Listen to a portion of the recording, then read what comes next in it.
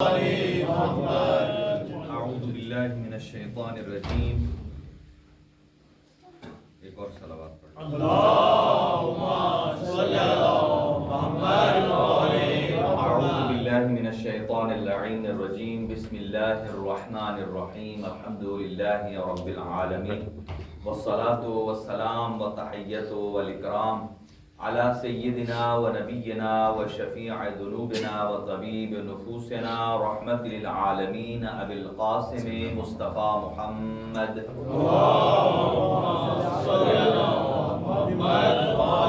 وعلی اہل بیتہ الطیبین الطاہرین المعصومین المنتخبین المنتجبین لا سیما علی بقیۃ اللہ الاعظم روحی و ارواح العالمین لتراب مقدمہ الفدا.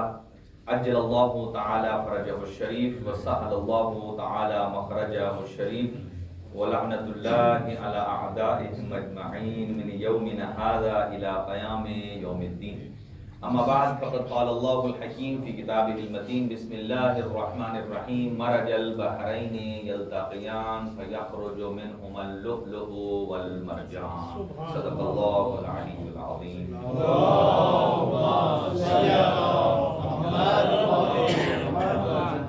دعائیہ کلمات ہیں. خداوند عالم بحق محمد و اہل بیت محمد تمام مومنین اور مومنات کے لیے اس پر مسرت جشن کی برکت سے زندگیوں میں برکت نازل فرمائے، گھروں پر اپنی رحمات کا نزول فرمائے، اور جو در شرف ازدواج ہیں ہمارے نوجوان بہن بھائی بچے بچیاں، پروردگار ان کو بہترین کفو نصیب فرمائے. اہل بیت اطہار علیہ السلام کی صدقے میں حاضرین مومنین مومنات کے گھروں میں سکون عطا فرمائے، ہر قسم کی پریشانی شر اور بلیات سے محفوظ اور معمون فرمائے، مریضوں کو شفاء کلی عطا فرمائے، اور اہل بیت اطہار علیہ السلام کی سیرت طیبہ پر عمل پیرا ہونے کی توفیق عطا فرمائے. جہاں جہاں شیعیان حیدر کرار موجود ہیں پروردگار ان سب کو حاسدین کی نظر سے محفوظ و معمون فرما، دنیا کو عدل و انصاف سے پر فرما، ظلم اور بربریت کا خاتمہ فرما، مظلوموں کی مدد فرما، اور امام زمان اجل اللہ تعالی فرجہ شریف کا جلد از جلد ظہور فرما. اپنی دعاؤں کی قبولیت کے لیے ایک باواز بلند صلوات مرحبا. اللہم صلی علی محمد. آپ کی خدمت میں بہت کچھ لکھ کر لایا ہوں، اور خیر جو شارٹ ہوا تو ہم اقتباس آپ کی خدمت میں پیش کر دیں گے. تو بہرحال آپ تمام حضرات کی خدمت میں حضرت امیر المؤمنین اور حضرت علی ابن ابی طالب علیہ السلام اور جناب صدیقہ طاہرہ کی شادی مبارک ہو، اور بہت ہی پرمسرت ایونٹ ہے، نہ صرف ہمارے لیے بلکہ پوری کائنات کے لیے، نہ صرف اہل زمین کے لیے بلکہ اہل آسمان کے لیے. تو یہی وہ پہلا جوڑا ہے کہ جو آسمان پہ بنا ہے، اور اسی کا نکاح سب سے پہلے رب العالمین نے آسمان پہ پڑھا.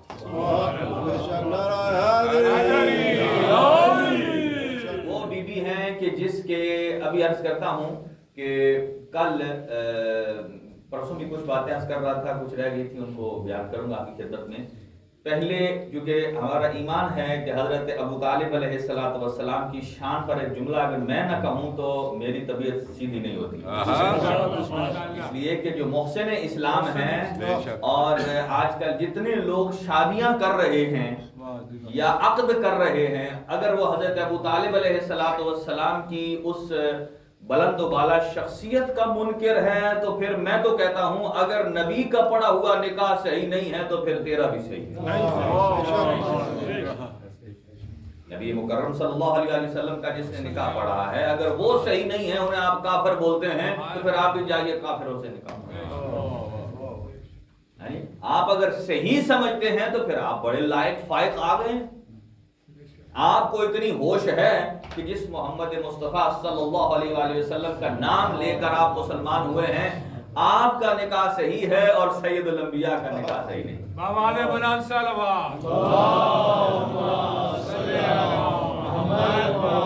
یہ بات یاد رکھیے. آغاز میں عرض کرتا ہوں کوشش آج ہماری یہی رہے گی کہ ہم عقد کے ہی ارد گرد گھومیں گے. عقد کے دو پہلو ہیں، دو بلکہ اس کے پرزے ہیں، دو ستون ہیں. ایک ہے دولہا اور ایک ہے دلہن، اور کچھ بن چکے ہیں اور کچھ بننے والے ہیں، سب اس میں شامل ہو جائیں گے اور اسی کی گرد و نما پر گفتگو کریں گے۔ یہ بات یاد رکھیے کہ آپ اور ہمارا بھی عقد ہوتا ہے اور معصوم کا بھی نکاح ہوتا ہے، لیکن کسی امتی کا معصوم نکاح پڑھ دیں تو یہ بڑی ہی باعث برکت ہے، لیکن معصوم کا نکاح کون پڑھتا ہے؟ امام محمد تقی علیہ السلام کی حیات طیبہ سے معصور ہے۔ اور یہ بات یاد رکھیے، ہمارے ہاں عقیدہ ہے کہ معصوم کو غسل کون دیتا ہے؟ معصوم کو کفن کون دیتا ہے؟ معصوم کو جنازہ کون پڑھتا ہے؟ آپ یاد دلائیے کہ کوئی تاریخ میں ایسا جنازہ ہو جو غیر معصوم نے پڑھا ہو؟ یہاں تک ہمارا اعتقاد ہے۔ اس میں ایک اور چیز ایڈ کر لیجئے کہ معصوم کا نکاح بھی معصوم پڑھتا ہے۔ بھلے آپ نہ بولیں اس لیے کہ آپ کا نکاح پرانا ہو گیا ہے، لیکن سرکار دو عالم کا تو نکاح تازہ ہے نا۔ ایک مل کر نعرہ بلند کرے، نعرہ معصوم کا نکاح کون پڑھتا ہے؟ معصوم پڑھتا ہے۔ معصوم کا نکاح کون پڑھتا ہے؟ معصوم پڑھتا ہے۔ جیسا کہ نبی پاک کا، چلو اس میں بعد میں آتا ہے، مولا علی کا نبی پاک نے، اسی طرح امام حسن کا معصوم نے، امام حسین کا، امام زین العابدین کا، امام محمد باقر کا، امام صادق علیہ السلام کا، امام موسیٰ کاظم علیہ السلام، امام رضا علیہ السلام کا۔ اب جب امام تقی علیہ السلام کی باری آئی ہے تو 7 سال میں آپ کے پدر بزرگوار کی شہادت ہو جاتی ہے اور مامون اپنی بیٹی کا رشتہ دیتا ہے اور بلایا بھی اپنے دربار میں۔ بیٹی کا رشتہ دیتا ہے تو ان لوگوں نے، عباسیوں نے کہا اگر دینا ہے تو اس بچے کو 2 کمال تو حاصل کرنے دو، ایک ذہنی اور فکری کمال اور ایک جسمانی کمال، تب جا کر شادی کرنا۔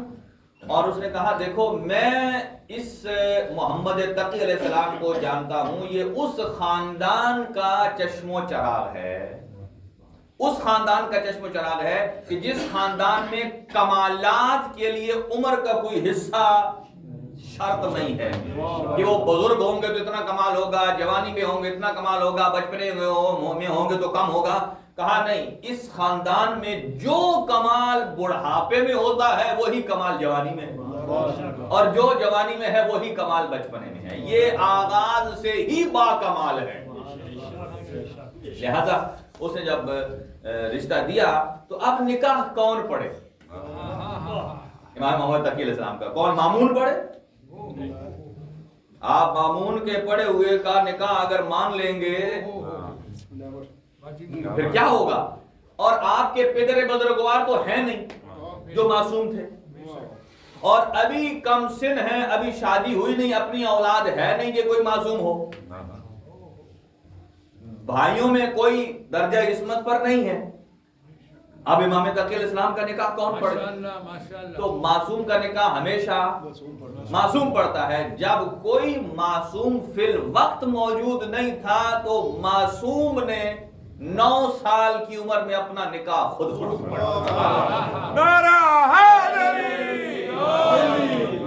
اپنا نکاح خود پڑھا۔ اس لیے لوگ کہہ سکتے تھے بھائی یہ تو بچہ ہے، کم سن ہے، چاہیے کوئی اور پڑھائے جو زیادہ علم رکھنے والا ہے۔ چونکہ یہاں ایک بیسک مسئلہ ہے کہ معصوم کا نکاح کون پڑھاتا ہے، چونکہ بیسیکلی نکاح دلیل حلیت ہے، حلال ہونے کی دلیل ہے، تو اللہ نے حلال اور حرام ہمیں دیا ہی معصوموں کے صدقے میں ہے۔ کوئی ایسا غیر معصوم ہے کہ جو معصوم کے لیے کسی رشتے کو حلال کرے؟ یہ حلیت کا سلسلہ جو ہے، چونکہ نکاح جو ہوتا ہے ہمارے یہاں جو شادی ہوتی ہے اس شادی میں ایک شرعی کام ہے، ایک ہی شرعی، میں حاشیہ نہیں لگاتا ہوں کئی لوگ ناراض ہو جاتے ہیں، ایک ہی شرعی کام ہے، باقی سب جو ہیں وہ میں کچھ نہیں کہتا، ایک ہی شرعی کام ہے اور وہ کیا ہے؟ عقد کا، نکاح پڑھنا، جس سے میاں بیوی آپس میں حلال ہوتے ہیں۔ ولیمہ مستحب ہے لیکن ولیمے سے حلال نہیں ہوتے، منگنی صحیح ہے لیکن منگنی سے حلال نہیں ہوتے۔ یہ بات یاد رکھیے کہ جب منگنی کا مطلب کیا ہے؟ منگنی کا مطلب یہ نہیں ہے کہ یہ بچہ، یہ لڑکا اس لڑکی کے لیے حلال ہو گیا ہے یا محرم ہو گیا. منگنی سے نہیں ہوتا. بھلے آپ منگنی کرتے وقت آپ امام ضامن باندھ دیں، بھلے اس وقت مولا علی کی شادی کی قصیدہ بھی پڑھ دیں، لیکن جب تک نکاح نہیں ہوگا وہ حلال نہیں ہوں گے. لہذا اس بات کی طرف متوجہ رہیے کہ جب منگنی ہو جائے تو منگنی کا مطلب ہوتا ہے انگیجمنٹ، نسبت، کہ اس بچے کی نسبت اس بچی سے ہے یا اس بچی کی نسبت اس بچے سے ہے. بچے تو نہیں ہوتے، میں اصطلاح میں کہہ رہا ہوں جی اس لڑکی کی نسبت کس سے ہو گئی ہے؟ اس لڑکے سے. یعنی ان کے بیسک جو بنیادی مقدمات ہیں شادی کے وہ طے پا گئے. لہذا بیسیکلی جو چیز ہے وہ حلیت ہے. تو امام محمد تقی علیہ السلام نے جب کوئی اور معصوم موجود نہیں تھا اپنا نکاح خود پڑھا. اب سمجھ لیجئے کہ جب کوئی موجود نہ ہو تو اپنا نکاح معصوم خود پڑھتا ہے. اب آ جائیے پاک پیغمبر صلی اللہ علیہ وآلہ وسلم پر جو سید الانبیاء ہیں. اگر کوئی اور اس درجے پر فائز نہیں تھا تو نبی نے اپنا نکاح خود کیوں نہیں پڑھا؟ نبی کا اپنا نکاح خود نہ پڑھنا اور نکاح خان ابو طالب سے پڑھوانا یہ دلیل ہے کہ محمد خود بھی معصوم ہے اور چچا بھی حجت خدا.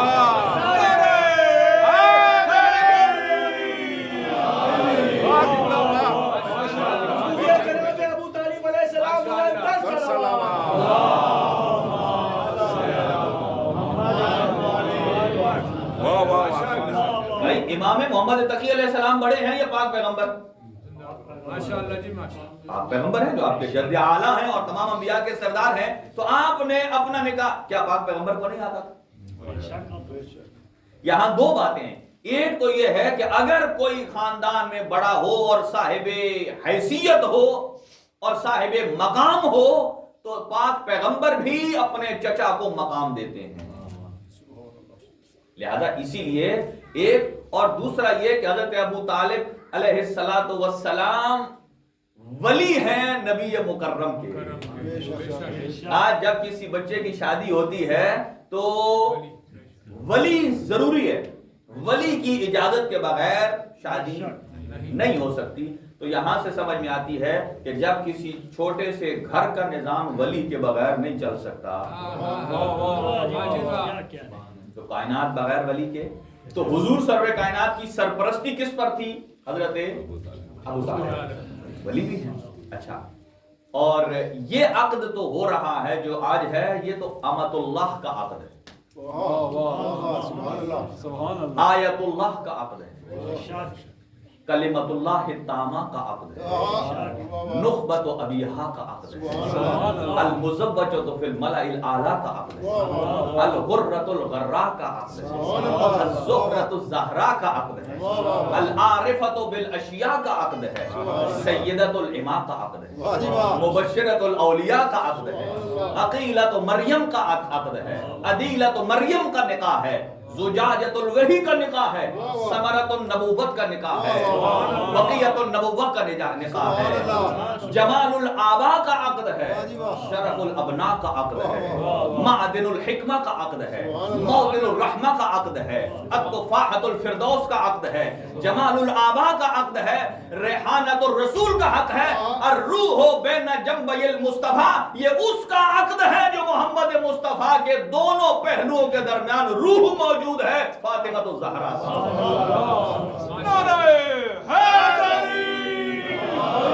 اور یہ عقد 10 خطبہ نکاح پڑے گئے ہیں جناب سیدہ کے. کتنے؟ ہمارے ہاں خطبہ پتہ نہیں کیا چکر ہے، لوگ ویسے ہنستے رہتے ہیں جب خطبہ، جیسے ابھی جشن ہے جناب علی و بطول کی عقد کا، ہم ہنستے ہیں. نہ جانے جب نکاح ہوتا ہے تو پتہ نہیں کیوں سارے سیریس موڈ میں آ جاتے ہیں. اچھا، تھوڑی دیر کے بعد پھر سب جلال میں آ جاتے ہیں. ہاں جی، مبارکیں مبارکیں. یہ بالکل چونکہ نکاح کوئی مجلس ترحیم نہیں ہے کہ جس میں آپ بالکل سوگ منائیں. نہیں، اس سے پہلے بھی آپ بہت کچھ کرتے ہیں اور اس کے بعد بھی بہت کچھ کرتے ہیں، اور جو شرعی کام ہے اس پر ہمارے چہروں پر نوست چھائی ہوتی ہے. شرعی کام ہے. اور حضور سرور کائنات صلی اللہ علیہ وسلم نے کیا فرمایا؟ النکاح من سنتی من راغب عن سنتی فلیس منی. آج بھی بہت سارے مرد ایسے ہیں جو کہتے ہیں اپنے اوپر فخر کرتے ہیں میں کنوارا ہوں. میں کیا ہوں؟ کنوارا ہوں. نبی پاک نے کیا فرمایا؟ النکاح من سنتی، نکاح میری سنت ہے. من راغب عن سنتی فلیس منی، جو اس نکاح سے پھر جائے وہ مجھ سے ہی نہیں ہے، وہ میری سنت سے پھر گیا ہے. اسی لیے اور میں نے بہت ساری آیات کو بھی جمع کیا ہے، روایات کو بھی جمع کیا ہے. جو جناب علی و بطول کا جو عقد ہوا اس کے کتنے خطبے ہوئے؟ بولیے 10. پہلا خطبہ جس فرشتے نے پڑھا ہے وہ ہے اسماعیل، پہلے آسمان پر. پہلے آسمان پر جس نے پڑھا ہے، لگتا ہے آپ اگر اسی طرح سوگ میں رہیں گے.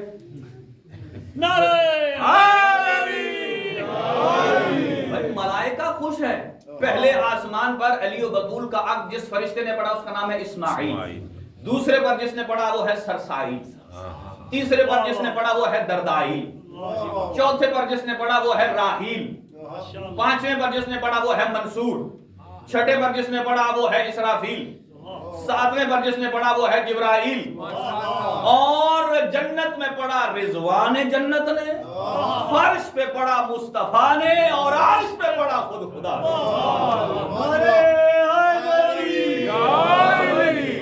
عرش پہ پڑھا خود خدا نے. اب سنیے 10 تو نہیں سنا سکتا ہوں، اللہ کا خطبہ سن لے. ایک لائن کا ہے اور اس کے بعد ایک نتیجہ اور پھر آگے بڑھتے ہیں. شادی کے سامان کی طرف بھی بڑھتے ہیں. یہاں سے لوگ جن کی شادی ہوتے ہیں وہ اسپیشل انگلینڈ جاتے ہیں سامان لینے شادی کا. اب دیکھتے ہیں مولا علی کا سامان کدھر سے آیا. کیونکہ ہمارے کئی جو ہے نا وہ تو اسپیشل شادی کا سامان لینے پاکستان جاتے ہیں یا وہاں چلے جائیں گے جہاں فراوان ہے. تو ہمارے ذہن میں جہاں شادی کا سامان فراوان ہے ہم ادھر رجحان کرتے ہیں، رخ کرتے ہیں. لیکن علی و بطول کی شادی کا سامان، اس کا رجحان اللہ کا کلام ہے. اللہ نے جو خطبہ نکاح پڑھا، خطبہ عقد پڑھا ہے، وہ اللہ تعالیٰ فرماتا ہے اور سارے ملائکہ کی محفل تھی.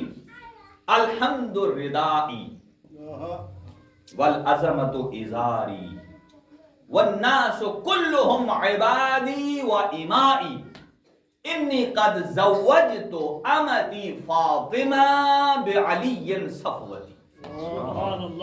فرمایا الحمد ردائی. اللہ تعالیٰ فرماتا ہے یہ خطبہ عقد ہے کہ الحمد یعنی تمام تعریفیں اللہ کے لیے ہیں. فرمایا یہ حمد میری رضا ہے. رضا جو آپ اوپر ڈالتے ہیں، رضا کا مطلب کیا ہے؟ رضا جب آپ اپنے اوپر اوڑھ لیتے ہیں تو آپ سارے اس کے اندر آ جاتے ہیں. فرمایا یہ حمد میری رضا ہے، یعنی اگر کائنات قائم ہے تو جہاں جہاں کائنات کا ذرہ موجود ہے اس پر غلاف مجھ اللہ کی کبریائی کا. الحمد ردائی والعظمت ازاری. عظمت کہتے ہیں بزرگی، ازاری پشت پناہ ہے، یعنی ساری قوت اور طاقت اسی کے اندر ہے. اور پھر فرماتے ہیں والناس کلہم عبادی و امائی.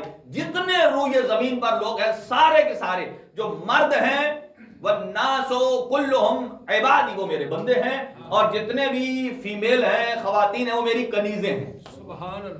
یہ کہنے کے بعد اللہ تعالیٰ فرماتا ہے انی قد زوجت امتی فاطمہ، میں اللہ نے اپنی کنیز فاطمہ کا عقد کر دیا ہے بعلی صفوتی، اس ذات کے ساتھ کہ جو بعد پیغمبر زمین میں سب سے بزرگ ہوگا.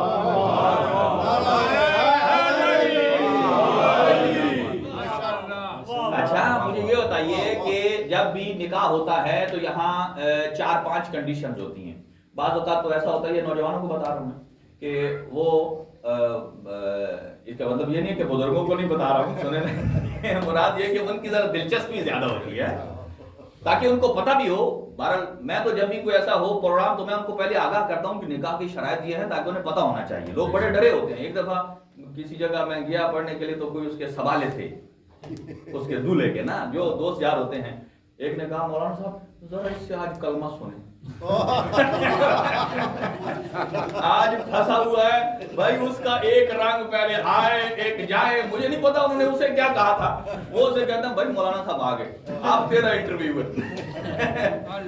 وہ اس کا پسینہ چھوٹے، میں پاس بیٹھا اس کے، تو میں نے کہا دیکھو میں تمہیں کہلواتا ہوں، تم ایک دفعہ ریپیٹ کر لو، تھوڑا اس کو سہارا آیا۔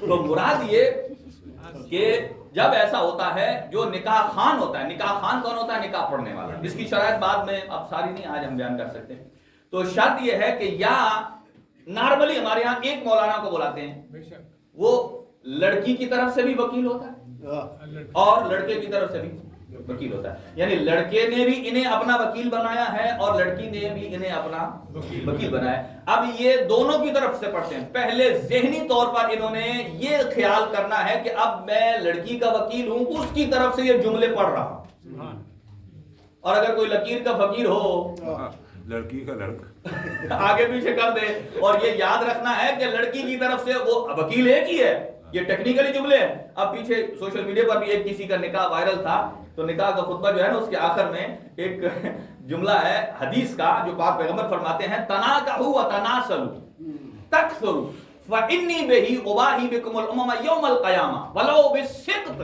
یہ جملہ ہے اور روایت کا ہے۔ پاک پیغمبر نے فرمایا آپ ازدواج کرو، آپ شادی کرو، آپ کی اولاد ہوگی، تناکحوا وتناسلوا، جب آپ کی اولاد بڑھے گی تو اس سے روز محشر جتنے میرے امتی زیادہ ہوں گے، مجھ محمد کو باقی تمام انبیاء پر فخر محسوس ہوگا۔ اور پھر فرمایا وَلَوْ بِالسِّقْطِ، اگرچہ وہ سقط ہی کیوں نہ ہو گیا ہو، سقط یعنی ابارشن ہو گیا وقت سے پہلے، وہ تو وہ جو پڑھنے والا پڑھ رہا تھا، سقط میں اور قسط میں بڑا فرق ہے۔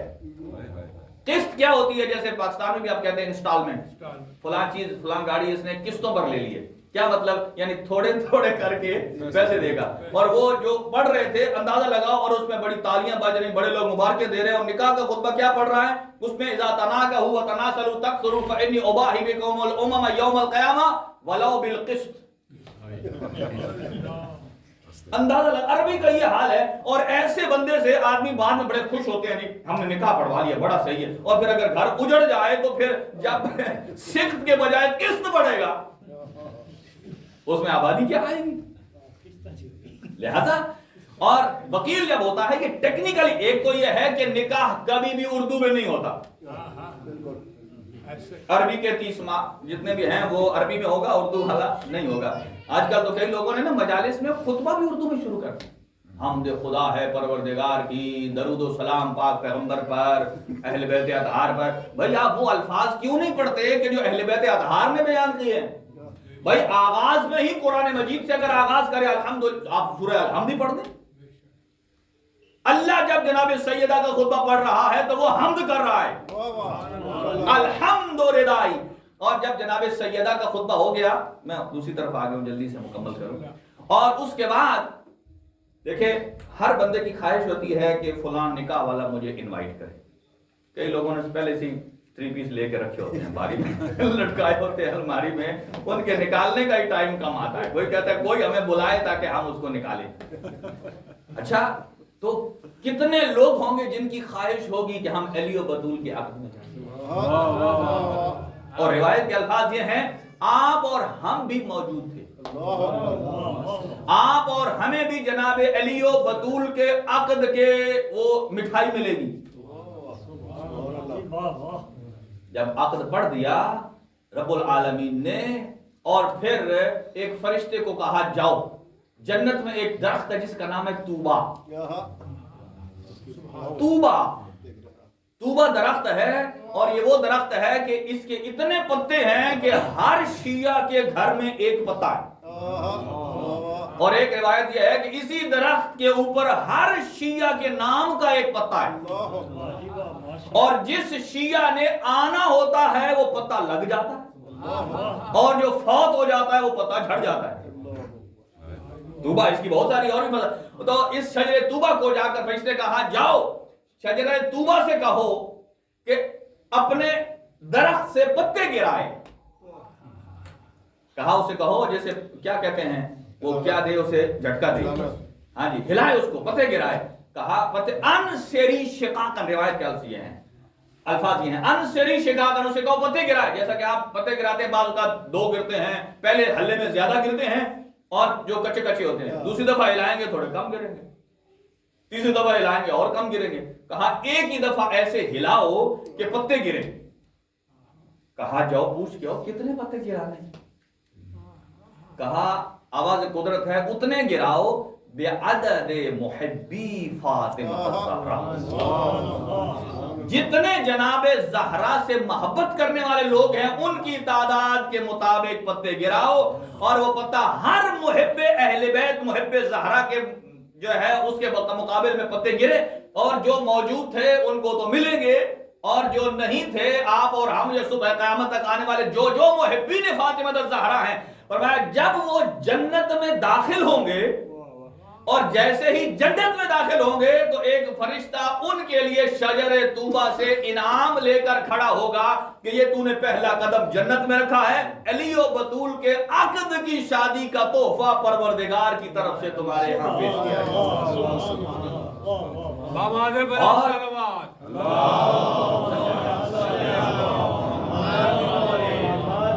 اور باقی 9 اور خطبے بھی ہیں, وہ نہیں پڑھ رہا, لیکن 10 کے 10 جب خطبے ہوئے تو اس کے بعد اللہ نے ایک کروبی کو کہا. کروبی کون ہے کہ وہ ملائکہ سے اوپر کی مخلوق ہے.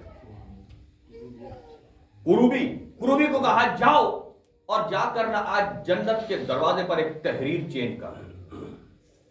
آپ کو گھر خریدتے ہیں نا تو فوراً اس کے اوپر اپنا نام لکھا دیتے ہیں, یہ کاشانہ فلاں ابن فلاں ہے, اور دوسری طرف لکھ لیتے ہیں ہاذا من فضل ربی. ماشاءاللہ کہ نظر بد نہ لگ جائے.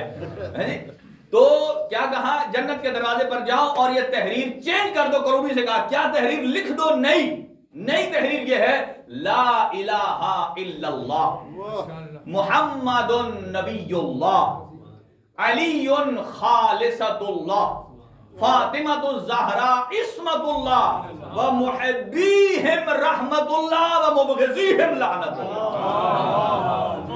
یہ جنت کے دروازے پر تحریر کر دو, کیا لا الہ الا اللہ, اللہ کے علاوہ کوئی معبود نہیں ہے, محمد نبی اللہ, محمد مصطفیٰ میرے نبی ہیں, علی خالصۃ اللہ کہ علی وہ ہے کہ جو اللہ کی طرف سے خالص کردہ ہے, والفاطمہ تو عصمت اللہ, فاطمہ تو زہرا ہے جو درجہ عصمت اور فائد ہیں, والا محبیہم رحمت اللہ والا مبغضیہم لعنت اللہ, جو ان سے محبت کرتا ہے اس پر اللہ کی رحمت ہے, اور جو ان سے نفرت کرتا ہے وہ اللہ کی رحمت سے دور ہے. یہ کہا جنت کے دروازے پر لکھا. اب آ جائیے سامان کی بات کر لیں پھر آگے بڑھتے ہیں, چونکہ میں نے باتیں تو بہت ساری نوٹ کی ہیں. آج میں نے اصل میں نوٹ کیے تھے باتیں کہ دولہے اور دلہن کی صفات روایات میں کیا ہونی چاہیے, لیکن آج سارے نہیں ہو سکے تھے کیونکہ 9-15 تک میں نے ختم کرنا. اور بہرحال تو جب شادی میں دلہے کا سامان کیا ہوتا ہے آپ بولیں. کوئی ہے کہ مثلا ایک پاک امامہ ہو اور شیروانی ہو گئی, ہاں شوز ہو گیا, گھڑی ہو گئی, دستار ہو گئی, پیسے والا بڑا ہار ہو گیا. یہ تو وہ ہے کہ وہ جو پیسوں سے کسی کی عزت بناتے ہیں, یہ تو وہ ہستیاں ہیں کہ جو پیسوں کو عزت دیتی. اچھا چلے میں عربی ڈریس کی بات کرتا ہوں کہ وہ امیر المؤمنین عربوں کا ڈریس کیا ہے, ایک عبا ہے ایک قبا ہے.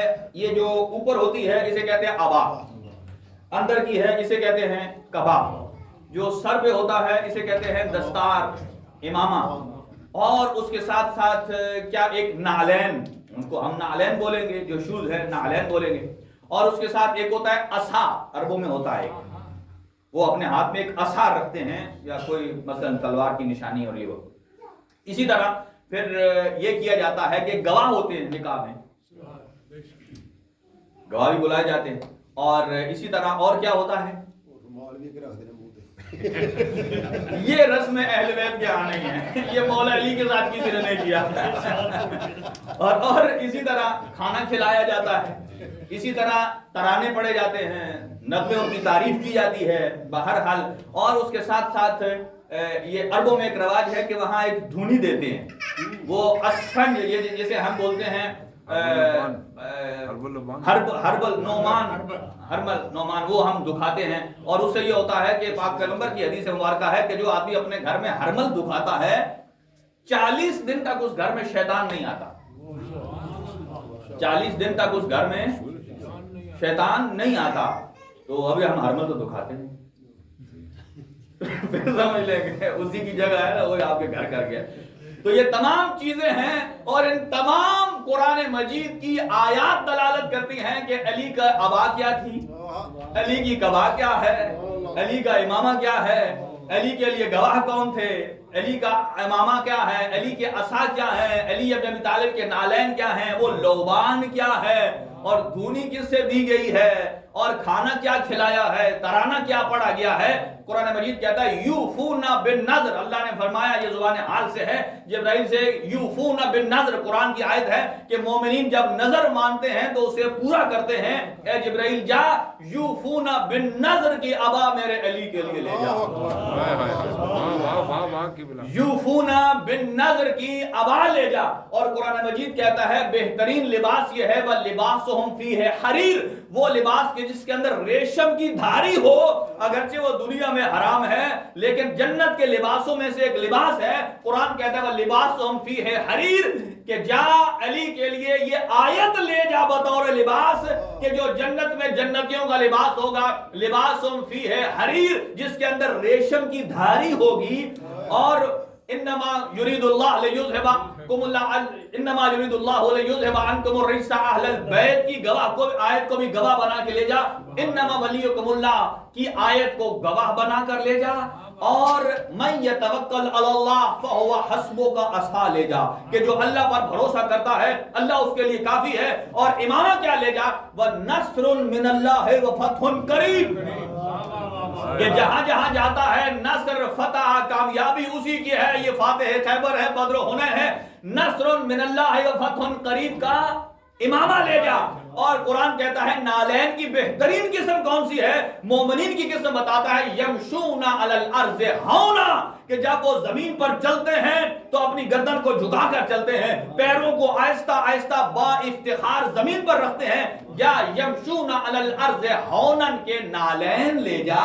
وَأَن يَكَادُ الَّذِينَ كَفَرُوا، یہ جہاں نظر لگ جائے اس کے لیے آیت کو پڑھا جاتا ہے۔ وَأَن يَكَادُ الَّذِينَ كَفَرُوا کا ہرمل لے جا، قُلْ أَعُوذُ بِرَبِّ الْفَلَقِ کی دھونی دے کر، مَرَجَ الْبَحْرَيْنِ يَلْتَقِيَانِ کا قصیدہ پڑھ کے، يُطْعِمُونَ الطَّعَامَ عَلَى حُبِّهِ مِسْكِينًا وَيَتِيمًا وَأَسِيرًا کا کھانا کھلا کر یہ اعلان کر دے یہ کسی غریب کی شادی نہیں ہے، مملکت احدیت کے سلطان محمد مصطفیٰ کی بیٹی فاطمہ الزہرا کا نعرے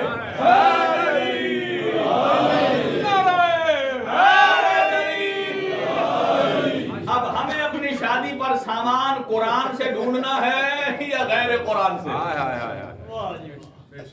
قرآن مجید سے ڈھونڈا جائے۔ اگر دولہے کو جب ہم اس کی بازو پر وہ لگاتے ہیں امام زامن، تو اس کے ماتھے پر کم از کم یہ تو پگڑی پر لکھا جائے نصر من اللہ و فتح قریب، کہ جہاں جہاں جائے مقدر کا ستارہ چمکتا ہے۔ باقی باتیں رہ گئی ہیں، انشاءاللہ پھر عرض کریں گے کہ دولہے کی صفات قرآن کیا کہتا ہے، اہل بیت کیا کہتے ہیں، اور دلہن کی صفات قرآن کیا کہتا ہے اور اہل بیت، اور شادی سے پہلے کیا شرائط ہونی چاہیے اور شادی کے بعد کیا ذمہ داریاں ہونی چاہیے۔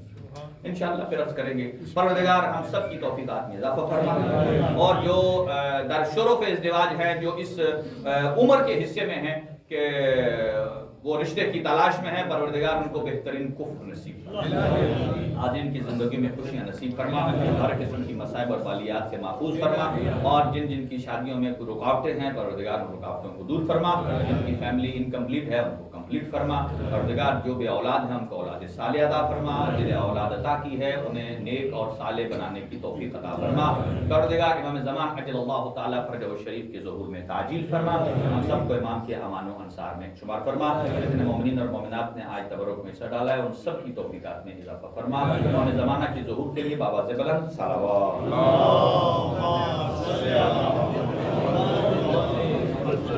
السلام علیکم یا نبی اللہ، السلام علیکم یا رسول اللہ، السلام علیکم یا باعث الہدیٰ، السلام علیکم یا حبیب اللہ ورحمۃ اللہ وبرکاتہ، السلام علی محمد وعلی وفاطمہ والحسن والحسین وعلی بن الحسین